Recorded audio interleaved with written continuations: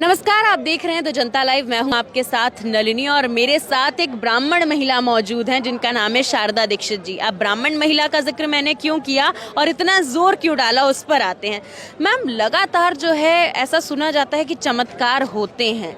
ये जो बाबा कहते हैं कि चमत्कार होंगे, चमत्कार करके दिखाएंगे, क्या वाकई चमत्कार होते हैं? और आप खुद भी एक ब्राह्मण फैमिली से, और कि भाई बाबा हैं, इनकी बात तो माननी है, ब्राह्मण है, क्या कहना चाहेंगे? देखिए, पहली बात तो ये कि मैं अपने आप को ब्राह्मण मानती ही नहीं हूँ। मैं बार बार कहती हूँ कि भाई मुझे ब्राह्मण महिला के नाम से इंट्रोड्यूस ना किया जाए, क्योंकि मैं एक सच्चे इंसान के रूप में जी लूँ और अपने इंसानियत के प्रति कर्तव्य निभा दूँ, वही काफ़ी है। तो रही बात चमत्कारों की, भारतीय समाज में अंधविश्वासों ने इतनी गहरी पैठ बना रखी है कि चाहे वो कोई भी समाज हो, आप ब्राह्मण और ठाकुर की बात छोड़िए, आज दलित समाज के घरों में जब मैं जाती हूँ मुझे बड़ा दुख होता है कि उनके घरों में मंदिर और वो बने हुए हैं, जबकि बाबा साहेब ने और इवन महात्मा बुद्ध ने और दूसरे जो जिन्होंने उनके लिए लड़ाई लड़ी, उन्होंने सबसे पहले इन धर्मांधता को ही ठोकर मारने को कहा था। लेकिन आज वही वर्ग सबसे ज्यादा इनका शिकार हो रहा है। और कोई भी चमत्कार जो मैं और आप कर सकते हैं ना, वही काम हर इंसान कर सकता है। किसी के अंदर अद्वितीय शक्तियां नहीं होती, किसी के अंदर कोई भगवानों का वो नहीं अवतार होता, लेकिन ये उन्हें जब धर्मांधता का दौर भयंकर रूप से भारतीय समाज में हावी रहा, उस दौरान जो ग्रंथ लिखे गए, जो रचनाएं लिखी गई, उन सब में इन बातों का जिक्र आया। उन बातों के जिक्र से हम जो बचपन में हमारा जो पालन पोषण लोगों का, बच्चों का हुआ है, उनको यही बताया सिखाया गया है, भगवान के आगे हाथ जोड़ो, भगवान शाप दे देंगे, भगवान तुम्हें पास करवा देंगे। और वही भगवान जब किसी व्यक्ति के रूप में दिखता है, वो बाबा के रूप में दिखता है, तो उसके पैर पूजने शुरू कर दो कि भाई ये तुम्हें वायदे कर रहा है, दावे कर रहा है कि मैं उस भगवान का दूत हूँ, मैं उस भगवान से मिला हुआ हूँ। जिस चीज को यूरोप में 14वीं, 15वीं, 16वीं, 17वीं शताब्दी में, 14वीं से लेकर और 17वीं, 18वीं शताब्दी तक जिस चर्च को ठोकर मारी गई, जिस चर्च पर सवाल खड़े किए गए, वो पुनर्जागरण या रिनेसा का जो आंदोलन था, वो भारत में शुरू तो हुआ 19th सेंचुरी में, लेकिन वो अधूरा रह गया क्योंकि राजा राम मोहन राय जिसने सती प्रथा के विरुद्ध कानून बनवाए, जाति प्रथा के विरुद्ध बनवाए, ईश्वर चंद्र विद्यासागर, ज्योतिबा फुले, सावित्रीबाई फुले और ऐसे अनेकों जो हमारे समाज सुधारक थे या समाज परिवर्तन के आगाज करने वाले लोग थे, उन लोगों को इन धर्म के पाखंडी लोगों ने आगे नहीं आने दिया, उनके विचारों को प्रचारित प्रसारित नहीं होने दिया, वैज्ञानिक चिंतन को आगे नहीं आने दिया। वैज्ञानिक चिंतन नहीं होगा, देखिए कुछ तो होगा, या तो लाइट होगी या अंधेरा होगा, तो वो अंधेरा बना रह गया। चमत्कार भी होगा, चमत्कार भी होगा जब अंधेरा होगा, धर्मांधता होगी, अज्ञानता होगी, अशिक्षा होगी, तब उस समय वो धर्मांधता, अज्ञानता, वो सब इन चमत्कारों की तरफ इंसान की मानसिकता को मोड़ देती है। तो ये जो आज जो हो रहा है समाज में, आज जो चीजें निकल कर आ रही हैं, वो उसका जो परिणाम है वो हम और आप देख रहे हैं कि कहीं आशाराम बापू बेटियों का शोषण करते हैं, कहीं राम रहीम करते हैं, कहीं पर संतपाल करते हैं, कहीं पर ये बागेश्वर करते हैं, बागेश्वर का भी निकलेगा ऐसा ही कोई रहस्य, और कहीं पर ये नेता करते हैं। क्योंकि बेटियों को इस समाज में, इस धर्म में, इस सारी व्यवस्था में बेटियों को, दलितों को, कमजोर और दबे कुचले वर्ग को इंसानियत के उस पर रखा ही नहीं। इंसान कौन है? इंसान वो है जो आदर्श भी वही बताया गया। अब भगवानों के फोटो देखो, बहुत सारे गहने पहने हुए हैं, सुंदर सिल्क के कपड़े पहने हुए हैं, उनके बड़े बड़े सिंहासन हैं, उसी के आगे हाथ जोड़ के खड़े होते हैं सब लोग। तो वो किसको आदर्श मान रहे हैं? वो उसको आदर्श मान रहे हैं जिसके पास पैसा है, जिसके पास कोई रौब है, जिसके पास कोई ताकत है। तो पूरा समाज उसके आगे नतमस्तक होता है। नतमस्तक होता है तो वो चमत्कारों के रूप में फिर बागेश्वर जैसे लोग सामने आते हैं कि हम देखिए, हम हैं और हमारे पास ये वो शक्ति है जो श्री राम या हनुमान या पलाडिका जो भी है, देवी प्रकट हो गई, हिलने लग जाते हैं, भगवान है। वो सारे पाखंड जो है वो अज्ञानता की है, धर्मांधता की। पाखंड कहाँ है? कहते हैं कि अभी आपने जिक्र किया कि भगवान के दूत होने की बात करते हैं। अब साक्षात जो बागेश्वर बाबा हैं वो खुद धीरेन्द्र शास्त्री ये कहते नजर आते हैं कि मैं हनुमान का जो हूँ दूत हूँ, हनुमान जी मुझसे बात करते हैं। अब बात करते हैं तो वो कैसे बात करते हैं ये हमें समझाइए, ये चमत्कार कैसे होता है? क्योंकि जब चमत्कार दिखाने को कहा गया तो वो वहां से भाग निकले। भाग ही जाएंगे। मैं कहती हूँ अगर ये पूरा समाज, हाँ। इसमें से 2 करोड़ लोग भी अगर ये अहद कर लें, ये निश्चय कर लें कि इस पूरे देश के 135 करोड़ लोगों के अंदर से हमने धर्मांधता को खत्म करना है। असल में हो ही रहा है कि लोग अपने खुद को समझ लेते हैं, लेकिन उसका प्रचार प्रसार करने नहीं निकलते।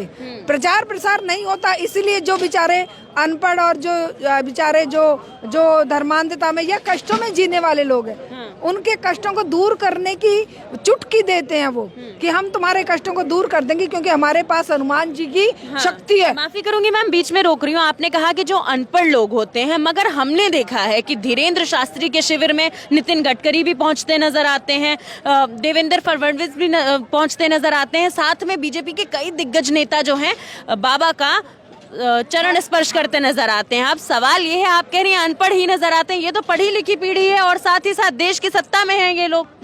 देखिए, वो बेचारे माफी के लायक हैं जो अनपढ़ हैं, धर्मांध हैं और जिनके पास रोटी रोजी का संकट है। लेकिन ये जो लोग हैं, नितिन गडकरी हैं या ये जो अभी आपने नाम लिया फडणवीस हैं, या कभी कभी आशाराम बापू के दरबार में हमारे वर्तमान प्रधानमंत्री और अमित शाह भी हाजिरी लगाते और उनके पैर छूते देखे गए हैं। ये लोग शातिर बदमाश हैं।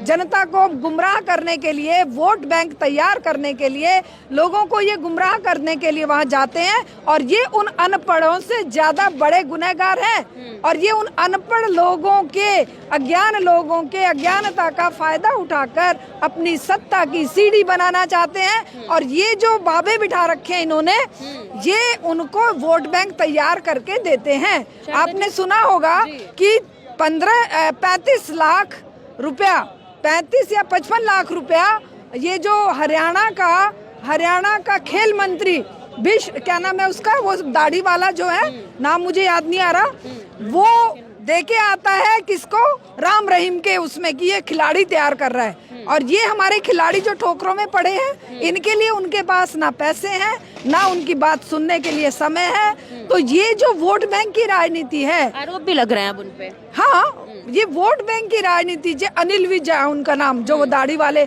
खेल मंत्री हैं हरियाणा के, ये जो शातिरपना है, चालाकी है, दुष्टता है, ये किसी माफी के लायक नहीं है। ऐसे लोगों को तो जनता को खड़े करके इनके ऊपर जूते मारने चाहिए, क्योंकि वो माफी के लायक हैं जो अज्ञानी है, जो बेचारे धर्मांध हैं, जिनको रोशनी नहीं दिखी। इनको तो ये तो सारी ऐशाराम जो इस्तेमाल कर रहे हैं, हवाई जहाजों में उड़े 8,500 करोड़ का जहाज लेके एक आते हैं कि भाई विश्व में केवल एक राष्ट्रपति यूएसए के पास है और वो हमारे प्रधानमंत्री सबसे गरीब देश के यूज कर रहे हैं। इनको धर्मांधता का दिखावा करने का मतलब है कि ये वोट की राजनीति के चलते लोगों को गुमराह कर रहे हैं। मगर शारदा जी, एक बात बताइए, आप भी ब्राह्मण महिला का जिक्र मैंने इसीलिए किया था कि ब्राह्मणवाद इस देश में बहुत ज्यादा सक्रिय है। बात बात पे यहाँ जय श्री राम के नारे लग जाते हैं, जय हनुमान के नारे लग जाते हैं। आखिर लोग इस अंधविश्वास से निकले कैसे? क्योंकि आप एक प्रोफेसर भी रही हैं, कैसे हमारी जो यूथ है, हमारा जो समाज है, इस अंधविश्वास से निकले और किस तरह से वो समझ पाए कि इस तरीके के बाबा सिर्फ झांसा देते हैं, सिर्फ पाखंडवाद की बात करते हैं, कोई चमत्कार नहीं होता है। देखिए, ये बात आज अंदर से तो सब समझ रहे हैं, लेकिन दुख की बात यह है कि जिन लोगों के कंधों पर ये जिम्मेदारी थी कि तुम धर्मांधता को खत्म करोगे, तुम अब वैज्ञानिक चिंतन आगे बढ़ाओगे, तुम डेमोक्रेटिक समाज के निर्माण में योगदान दोगे, वो लोग आज भगत सिंह और नेताजी सुभाष चंद्र बोस और बाबा भीमराव अंबेडकर जी के बनाए हुए सिद्धांतों और विचारों को दरकिनार करके स्वार्थ में लिप्त हो गए हैं। उन्होंने वो कफन सर पे नहीं बांधा जो भगत सिंह ने बांध लिया था, जो नेताजी ने बांध लिया था, जो ज्योतिबा फुले और सावित्रीबाई फुले ने बांध लिया था। उन्होंने समाज में समरसता स्थापित करने के लिए, भेदभाव खत्म करने के लिए,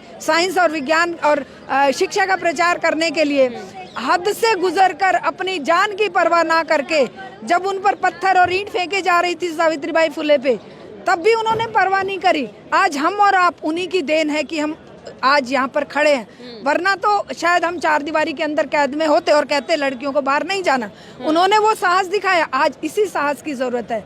आज हमारे बीच में जब तक भगत सिंह पैदा नहीं होंगे, नेताजी पैदा नहीं होंगे, सावित्रीबाई फुले पैदा नहीं होंगी, प्रीतिलता पैदा नहीं होंगी, जब तक हमारे बीच में ईश्वर चंद्र विद्यासागर पैदा नहीं होंगे, तब तक ये समाज में परिवर्तन आना बहुत मुश्किल है। अगर वो पैदा नहीं होंगे, वो पैदा हमें करने पड़ेंगे। उनके विचारों को हमें घर घर पहुंचाना पड़ेगा, उनके विचारों पर लेकर हमें गोष्ठियां करनी पड़ेंगी। हमें समाज, एक ऐसा नया समाज, ईश्वर चंद्र विद्यासागर ने तो कहा है कि भारत में 6 हाथ जमीन खोदकर नए इंसानों की खेती करने की आवश्यकता है, क्योंकि जो वर्तमान समाज है, वर्तमान लोग हैं, ये बिल्कुल इतने नीचे तक पहुंच चुके हैं, धर्मांधता की रसातल में पहुंच चुके हैं कि पढ़े लिखे होने के बावजूद भी, डिग्रियां लेने के बावजूद भी, वो आपको हनुमान चालीसा या जाकर कहीं पर देवी के मंदिर में प्रसाद और माथा टिकाते दिखेंगे कि मेरा ये काम हो जाए, मेरा वो काम हो जाए। तो इन सब चीजों के खिलाफ आंदोलन खड़े किए बिना, क्योंकि भगवान की कृपा आएगी ना मैम, तभी तो काम हो पाएगा। हाँ, वो भगवान भी इन अमीरों ने, और जैसा आप कह रहे हो ब्राह्मणवादी मानसिकता के लोगों ने बनाया है, तैयार किया, पैदा किया है। देखिए, श्री राम का भव्य मंदिर भी बन गया है अयोध्या में। 2024 से लोगों के लिए कपाट खुल जाएंगे, बनाएंगे वो, क्योंकि उन्हें वोट चाहिए।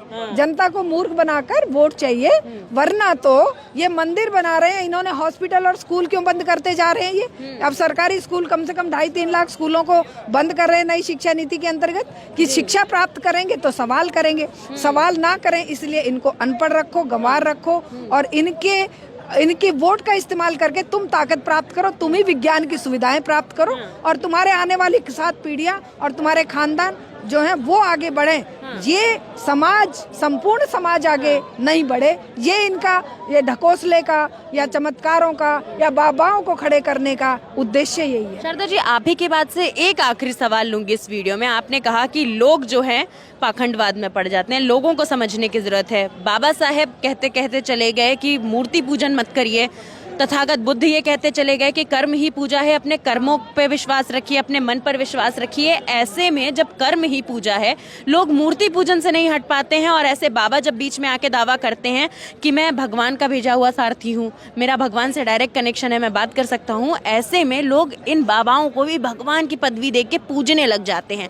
अब शास्त्री साहब की बात करें तो वो भी भगवान की तरह पूजे जाते हैं, बागेश्वर बाबा, समझ रही हैं? तो कैसे निकल पाएंगे लोग? क्योंकि सिर्फ शिक्षा से तो नहीं होगा, कहीं ना कहीं लोगों को समझने की भी तो जरूरत पड़ेगी। तो बस 2 लाइन में हमारे दर्शकों को समझा दीजिए कि अंधविश्वास से कैसे निकला जाए, और वाकई ऐसे चमत्कार होते हैं या नहीं?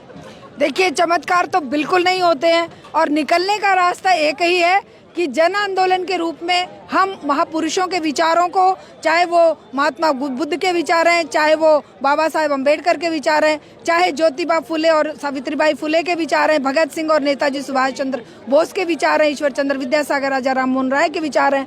इन विचारों से ओतप्रोत समाज जब आंदोलन के रूप में खड़ा होगा, आवाज बुलंद करेगा कि हमें इन सब में कोई विश्वास नहीं है, हम समाज को समतामूलक, हम बेटियों को सम्मान पूर्वक जीने देने का अधिकार चाहते हैं, हम दलित और सभी प्रकार के समाजों को एक जैसा जीवन देने के लिए संघर्ष करेंगे, बराबरी के स्तर पर आएंगे, तभी चुनावी राजनीति से ये कभी नहीं हो सकता। राजनीति भगत सिंह वाली क्रांति की राजनीति, नेताजी सुभाष चंद्र बोस की, नेताजी के जैसे INA जैसे उन्होंने बनाकर अंग्रेजों पर अटैक किया था, वैसे ही हमें समाज के लोगों को खड़ा करके इन अंधविश्वासों पर अटैक करना पड़ेगा, इस मानसिकता पर अटैक करना पड़ेगा, तभी हमारे देश में समाज परिवर्तन का आगाज हम कर सकते हैं। चलिए, बहुत बहुत शुक्रिया मैम आपका।